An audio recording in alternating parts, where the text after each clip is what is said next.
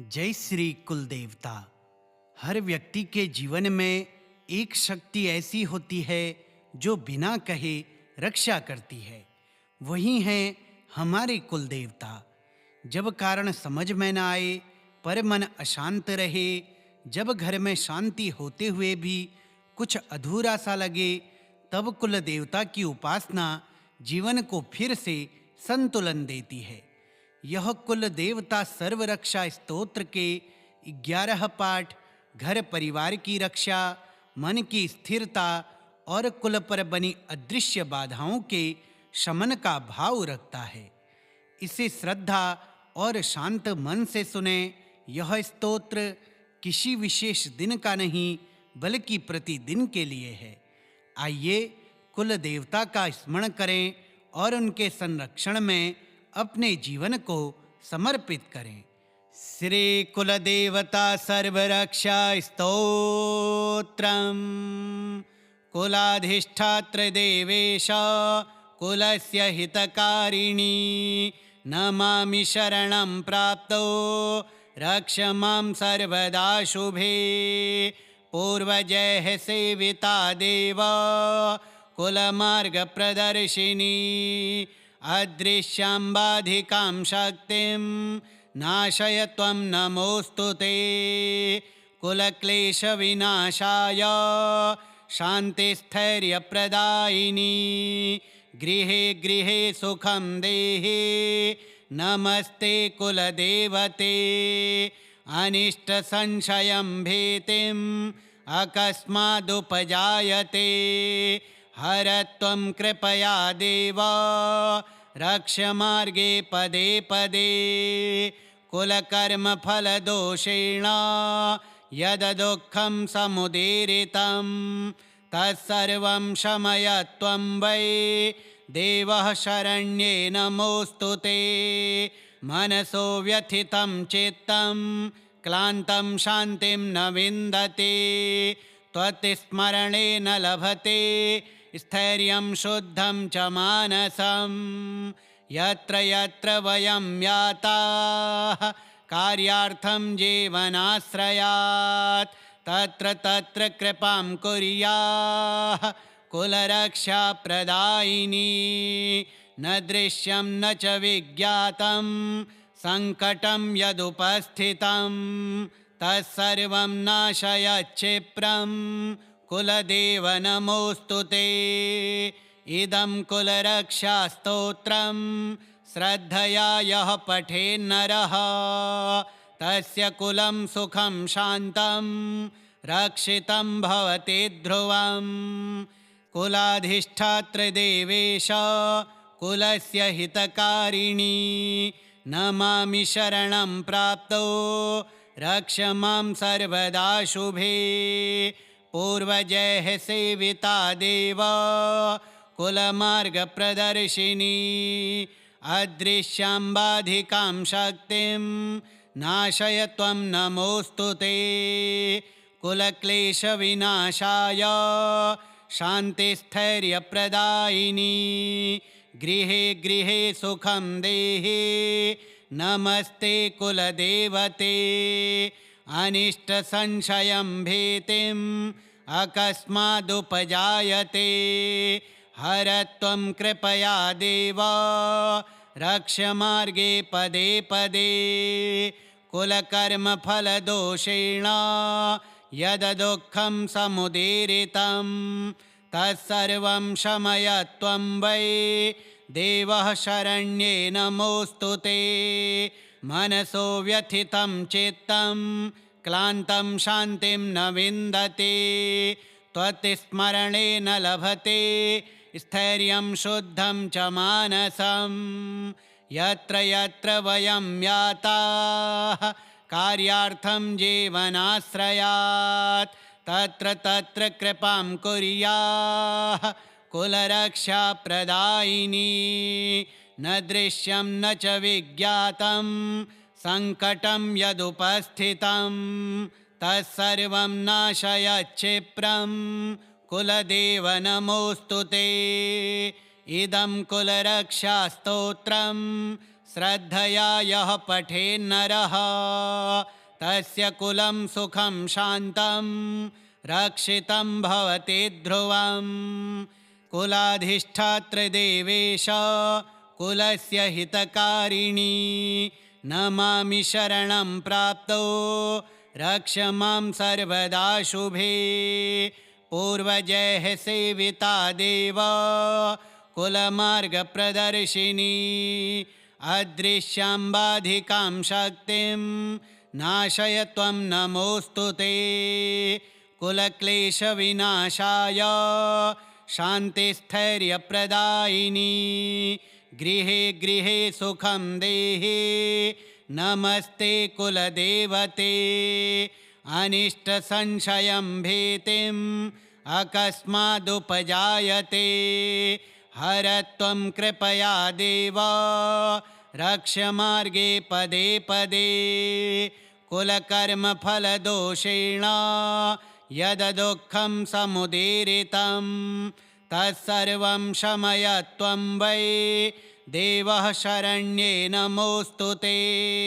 मनसो व्यथितं चित्तं क्लान्तं शान्तिं न विन्दते त्वत्स्मरणेन लभते स्थैर्यं शुद्धं च मानसं।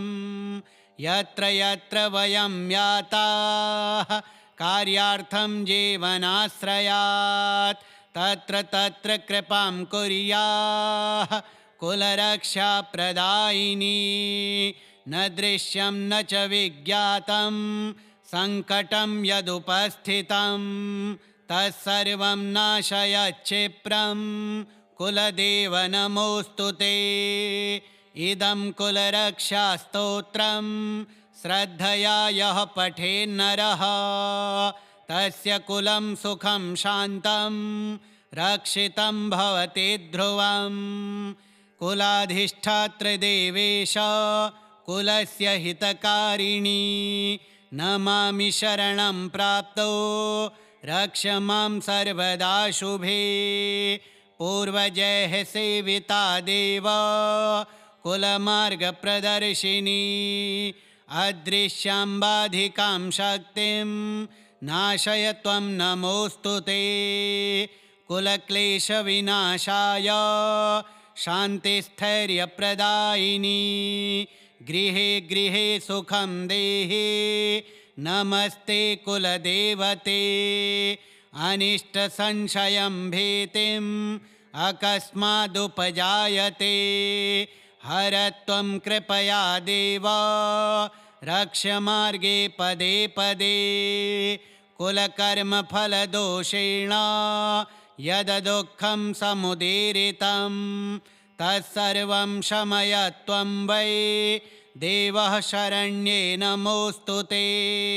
मनसो व्यथितं चित्तं क्लान्तं शान्तिं न विन्दते त्वत्स्मरणेन लभते स्थैर्यं शुद्धं च मानसं। यत्र यत्र वयं याताः कार्यार्थं जीवनाश्रयात् तत्र तत्र कृपां कुर्याः कुलरक्षाप्रदायिनी। न दृश्यं न च विज्ञातं सङ्कटं यदुपस्थितं तत्सर्वं नाशयच्छिप्रं कुलदेव नमोऽस्तु ते। इदं कुलरक्षास्तोत्रं श्रद्धया यः पठेन्नरः तस्य कुलं सुखं शान्तं रक्षितं भवति ध्रुवम्। कुलाधिष्ठात्र देवेश कुलस्य हितकारिणी नमामि शरणं प्राप्तो रक्ष मां सर्वदा शुभे। पूर्वजैः सेविता देव कुलमार्गप्रदर्शिनी अदृश्याम्बाधिकां शक्तिं नाशय त्वं नमोऽस्तु ते। कुलक्लेशविनाशाय शान्तिस्थैर्यप्रदायिनी गृहे गृहे सुखं देहि नमस्ते कुलदेवते। अनिष्टसंशयं भीतिम् अकस्मादुपजायते हर त्वं कृपया देव रक्ष मार्गे पदे पदे कुलकर्मफलदोषेण यद दुःखं समुदीरितं तत्सर्वं शमय त्वं वै देवः शरण्ये नमोऽस्तु ते। मनसो व्यथितं चित्तं क्लान्तं शान्तिं न विन्दते त्वत्स्मरणेन लभते स्थैर्यं शुद्धं च मानसं।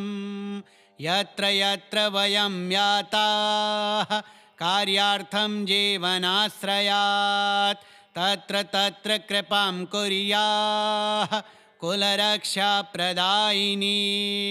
न दृश्यं न च विज्ञातं सङ्कटं यदुपस्थितं तत्सर्वं नाशयच्छिप्रं कुलदेव नमोऽस्तु ते। इदं कुलरक्षास्तोत्रं श्रद्धया यः पठेन्नरः तस्य कुलं सुखं शान्तं रक्षितं भवति ध्रुवम्। कुलाधिष्ठातृदेवेश कुलस्य हितकारिणी नमामि शरणं प्राप्तो रक्ष मां सर्वदा शुभे। पूर्वजैः सेविता देव कुलमार्गप्रदर्शिनी अदृश्याम्बाधिकां शक्तिं नाशय त्वं नमोऽस्तु ते। कुलक्लेशविनाशाय शान्तिस्थैर्यप्रदायिनी गृहे गृहे सुखं देहि नमस्ते कुलदेवते। अनिष्टसंशयं भीतिम् अकस्मादुपजायते हर त्वं कृपया देव रक्ष मार्गे पदे पदे कुलकर्मफलदोषेण यद दुःखं समुदीरितं तत्सर्वं शमय त्वं वै देवः शरण्ये नमोऽस्तु ते। मनसो व्यथितं चित्तं क्लान्तं शान्तिं न विन्दते त्वत्स्मरणेन लभते स्थैर्यं शुद्धं च मानसं। यत्र यत्र वयं याताः कार्यार्थं जीवनाश्रयात् तत्र तत्र कृपां कुर्याः कुलरक्षाप्रदायिनी। न दृश्यं न च विज्ञातं सङ्कटं यदुपस्थितं तत्सर्वं नाशयच्छिप्रं कुलदेव नमोऽस्तु ते। इदं कुलरक्षास्तोत्रं श्रद्धया यः पठेन्नरः तस्य कुलं सुखं शान्तं रक्षितं भवति ध्रुवम्। कुलाधिष्ठातृदेवेश कुलस्य हितकारिणी नमामि शरणं प्राप्तो रक्ष मां सर्वदा शुभे। पूर्वजैः सेविता देव कुलमार्गप्रदर्शिनी अदृश्याम्बाधिकां शक्तिं नाशय त्वं नमोऽस्तु ते। कुलक्लेशविनाशाय शान्तिस्थैर्यप्रदायिनी गृहे गृहे सुखं देहि नमस्ते कुलदेवते। अनिष्टसंशयं भीतिम् अकस्मादुपजायते हर त्वं कृपया देव रक्ष मार्गे पदे पदे कुलकर्मफलदोषेण यद दुःखं समुदीरितं तत्सर्वं शमय त्वं वै देवः शरण्ये नमोऽस्तु ते।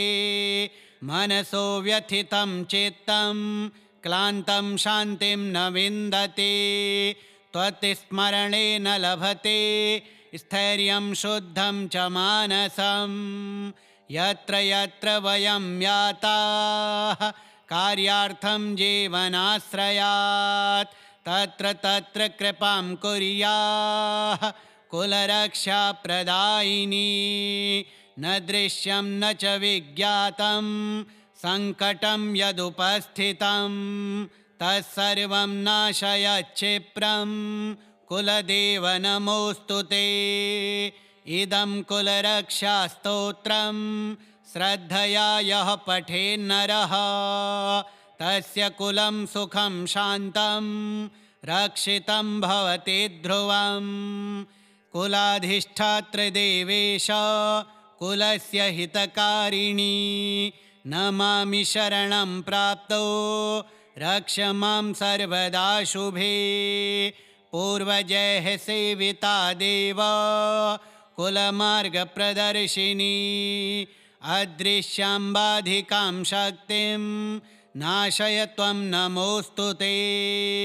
कुलक्लेशविनाशाय शान्तिस्थैर्यप्रदायिनी गृहे गृहे सुखं देहि नमस्ते कुलदेवते।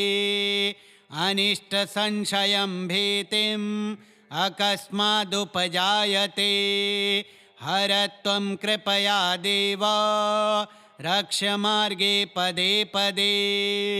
कुलकर्मफलदोषेण यद् दुःखं समुदीरितं तत्सर्वं शमय त्वं वै देवः शरण्ये नमोऽस्तु ते। मनसो व्यथितं चित्तं क्लान्तं शान्तिं न विन्दते त्वत्स्मरणेन लभते स्थैर्यं शुद्धं च मानसं। यत्र यत्र वयं याताः कार्यार्थं जीवनाश्रयात् तत्र तत्र कृपां कुर्याः कुलरक्षाप्रदायिनी। न दृश्यं न च विज्ञातं संकटं यदुपस्थितं तत्सर्वं नाशय क्षिप्रं कुलदेव नमोऽस्तु ते। इदं कुलरक्षास्तोत्रं श्रद्धया यः पठेन्नरः तस्य कुलं सुखं शान्तं रक्षितं भवति ध्रुवम्।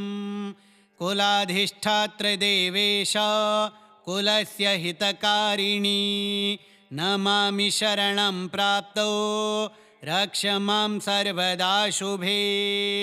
पूर्वजैः सेविता देव कुलमार्गप्रदर्शिनी अदृश्याम्बाधिकां शक्तिं नाशय त्वं नमोऽस्तु ते। कुलक्लेशविनाशाय शान्तिस्थैर्यप्रदायिनी गृहे गृहे सुखं देहि नमस्ते कुलदेवते।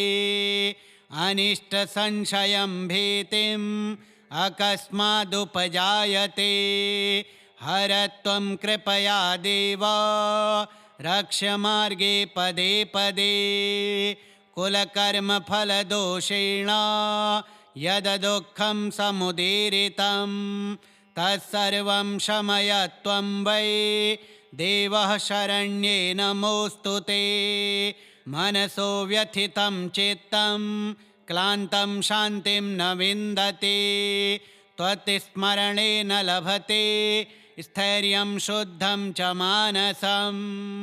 यत्र यत्र वयं याताः कार्यार्थं जीवनाश्रयात् तत्र तत्र कृपां कुर्याः कुलरक्षाप्रदायिनी। न दृश्यं न च विज्ञातं संकटं यदुपस्थितं तत्सर्वं नाशय क्षिप्रं कुलदेव नमोऽस्तु ते।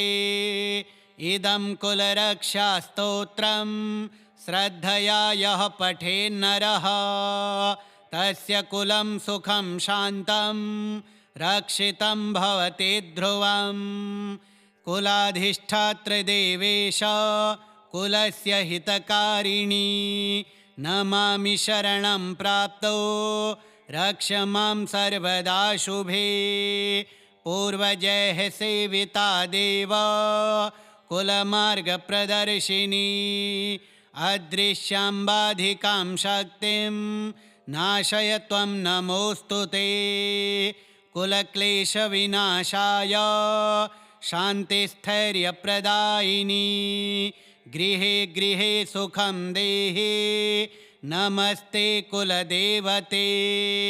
अनिष्टसंशयं भीतिम् अकस्मादुपजायते।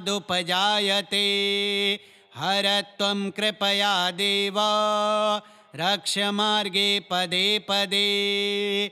कुलकर्मफलदोषेण यद दुःखं समुदीरितं तत्सर्वं शमय त्वं वै देवः शरण्ये नमोऽस्तु ते। मनसो व्यथितं चित्तं क्लान्तं शान्तिं न विन्दते। त्वत्स्मरणेन लभते स्थैर्यं शुद्धं च मानसम्। यत्र यत्र वयं याताः कार्यार्थं जीवनाश्रयात् तत्र तत्र कृपां कुर्याः कुलरक्षाप्रदायिनी। न दृश्यं न च विज्ञातं सङ्कटं यदुपस्थितं तत्सर्वं नाशयच्छिप्रं कुलदेव नमोऽस्तु ते। इदं कुलरक्षास्तोत्रं श्रद्धया यः पठेन्नरः तस्य कुलं सुखं शान्तं रक्षितं भवति ध्रुवम्। कुलाधिष्ठात्र देवेश कुलस्य हितकारिणी। नमामि शरणं प्राप्तो रक्ष मां सर्वदा शुभे। पूर्वजैः सेविता देव कुलमार्गप्रदर्शिनी। अदृश्याम्बाधिकां शक्तिं नाशय त्वं नमोऽस्तु ते। कुलक्लेशविनाशाय शान्तिस्थैर्यप्रदायिनी। गृहे गृहे सुखं देहि नमस्ते कुलदेवते। अनिष्टसंशयं भीतिम् अकस्मादुपजायते। हरत्वं कृपया देव रक्ष मार्गे पदे पदे। कुलकर्मफलदोषेण यद दुःखं समुदीरितं तत्सर्वं शमय त्वं वै देवः शरण्ये नमोऽस्तु ते। मनसो व्यथितं चित्तं क्लान्तं शान्तिं न विन्दते। त्वत्स्मरणेन लभते स्थैर्यं शुद्धं च मानसम्।